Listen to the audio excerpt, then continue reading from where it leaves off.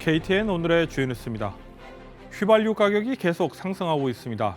러시아산 원유 수입 비중이 그리 크지 않은 미국에서도 휘발유 가격이 치솟는 이유에 대해 짚어봤습니다. 전 세계 식량 가격이 폭등하고 있는 가운데 러시아가 오는 6월 말까지 밀과 보리 등 주요 곡물의 수출을 일시적으로 전면 금지할 방침입니다. 기름값이 폭등하자 우보가 16일부터 유류 할증료를 부과할 방침입니다. 총기 면허 없이 총기를 휴대할 수 있도록 하는 법안이 조지아 주의회를 통과했습니다. 이상 오늘의 주요 소식 잠시 후 전해드립니다. 여러분 안녕하십니까? 3월 14일 월요일 KTN 뉴스 시작합니다. 백악관이 지난주 우크라이나를 침공한 러시아에 대한 제재 조처로 러시아산 원유 수입을 금지한다고 발표했습니다. 미국의 휘발유 평균 가격은 갤런당 4달러 선을 돌파해 상승세가 계속 이어지고 있습니다. 러시아산 원유 수입 비중이 그리 크지 않은 미국에서 휘발유 가격이 치솟는 이유에 대해 김상은 기자가 정리했습니다. 우크라이나를 향한 침공이 계속되자 백악관은 지난 8일 러시아산 원유 수입을 금지한다고 발표했습니다.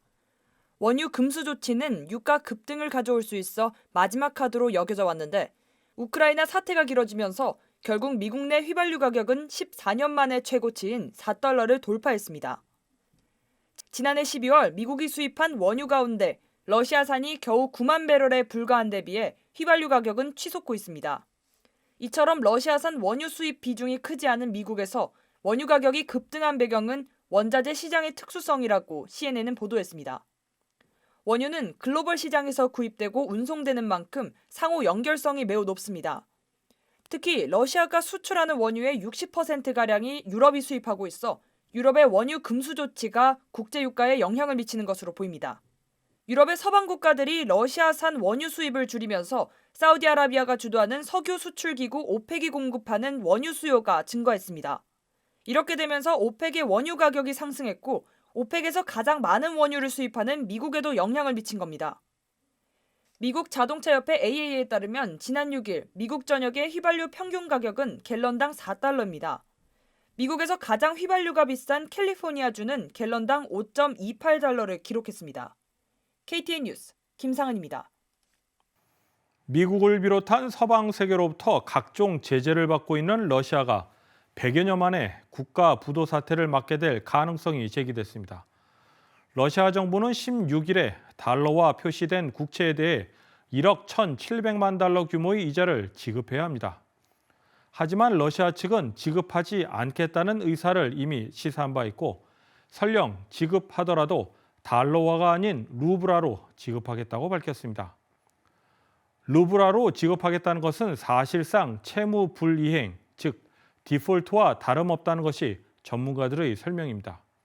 물론 30일간 유예 기간이 있어 러시아가 16일 이자를 지급하지 않더라도 바로 디폴트에 빠지는 것은 아닙니다. 하지만 러시아 측이 지급 의사가 없기에 만약 실제 디폴트가 되면 이는 1917년 볼셰비키 혁명 이후 첫 러시아의 국제 디폴트가 될 수 있어 그 의미하는 바는 매우 상징적입니다. 우크라이나를 침공해 국제사회에서 고립된 러시아가 중국의 군사 지원과 경제 원조를 요청했다는 보도가 나왔습니다. 중국은 이 같은 보도에 대해 강력 부인하고 있는 가운데 백악관은 중국 정부에 강력 경고했습니다. 김상은 기자가 보도합니다. 워싱턴 포스트와 뉴욕타임즈는 미 당국자가 러시아가 중국에 군사 장비와 경제 원조를 요청했다고 보도했습니다. 하지만 중국은 이를 부인했습니다. 미국 정부는 중국이 대외적으로는 러시아의 우크라이나 침공이 외교적으로 해결돼야 한다고 주장하는 한편 은밀히 러시아를 지원하고 있다고 주장합니다. 이런 가운데 중국의 다수 언론들은 미국이 우크라이나에서 수년간 생화학 무기 실험을 진행해왔다고 보도했습니다. 미국은 중국을 향해 러시아에 어떠한 형태든 도움을 제공하지 말라고 강력 경고했습니다. 설리번 백악관 국가안보보좌관은 경제 제재를 받는 러시아에 생명선을 제공하는 어떠한 나라도 좌시하지 않을 것이라고 말했습니다. 이런 가운데 최근 러시아가 우크라이나 서부까지 공격을 확대하며 화학무기 사용 가능성이 불거지면서 백악관은 러시아를 향해 분명한 대가를 치러야 한다며 강력하게 비난하고 있습니다. KTN 뉴스 김상은입니다. 러시아가 오는 6월 말까지 밀과 보리 등 주요 곡물의 수출을 일시적으로 전면 금지할 방침입니다. 러시아 농무부는 14일 산업통상부와 함께 3월 15일부터 6월 30일까지 밀과 보리, 그리고 옥수수 등의 수출을 일시적으로 금지한다는 내용의 정부령을 마련했다고 밝혔습니다. 미하일 미슈스틴 러시아 총리는 앞서 러시아 곡물은 세계 시장에서 수요가 많아 가격이 오르고 있지만 국내 업계에 먼저 공급해야 할 필요가 있다면서 곡물 수출 제한 조치를 예고한 바 있습니다. 러시아는 우크라이나와 함께 세계 주요 곡물 수출국으로 세계 밀과 보리 수출량의 3분의 1 정도를 차지하고 있습니다. 최근 미국과 유럽 서방 국가들이 러시아산 원유 금수 조치를 취하면서 미국의 평균 휘발유 가격은 14년 만에 최고치를 기록하고 있습니다. 이에 조지아 주 하원은 주 연료세를 5월 말까지 일시 중단한다는 법안을 통과시켰습니다. 상원 통과만 남겨놓은 상태인데 관련 내용을 김상은 기자가 보도합니다. 조지아 주 하원은 지난 11일 주 연료세를 일시 중단하는 법안을 만장일치로 통과시켰습니다. 이번 법안에는 5월 31일까지 갤런당 29.1센트의 자동차 연료세 징수를 중단한다는 내용이 담겼습니다. 러시아의 우크라이나 침공으로 국제 유가가 급등하면서 미국의 평균 휘발유 가격은 14년 만에 최고치를 기록했습니다. 메트로 애틀랜타는 지난 11일 갤런당 평균 4.33달러 휘발유 가격을 기록했습니다. 주 정부는 지난해 세수징여금 약 37억 달러를 이번에 일시 중단되는 연료세 부족분으로 충당할 예정입니다. 현재 법안 통과까지는 조지아주 상원의 결정만 남았으며 브라이언 캠프 주지사의 서명으로 발효됩니다. 하지만 주유소들은 연료세 중단 이전에 휘발유 판매를 하고 있어 주 전역에서 즉각적으로 감세 효과를 나타내기까지 시간이 걸릴 전망입니다. KTN 뉴스 김상은입니다. 러시아의 우크라이나 침공 여파로 기름값이 폭등하자 우보가 16일부터 유류 할증료를 부과하기로 했습니다. 차량 호출에는 45센트에서 55센트 유류 할증료가, 음식 배달 서비스 우버 이츠 이용 고객은 35센트에서 45센트 추가 요금을 내야 합니다.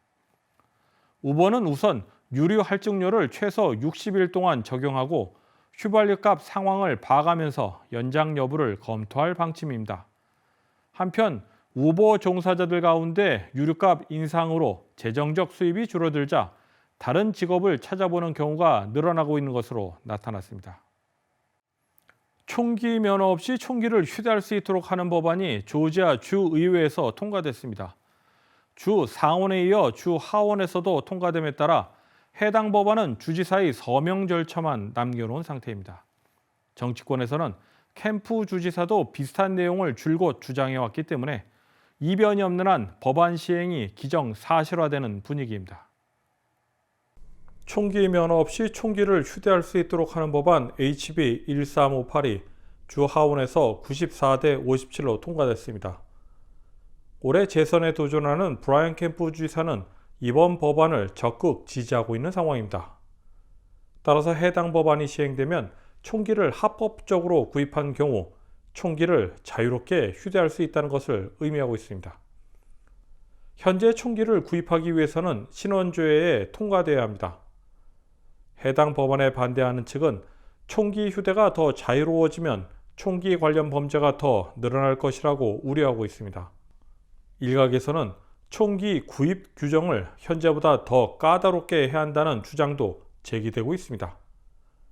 한편 법안에 찬성하는 측은 수정헌법의 총기 휴대 권리에 대한 불필요한 장벽이 사라졌다며 자기 스스로를 보호하기 위해 총기 휴대는 필요하다는 입장입니다. KTN 뉴스 스티븐입니다.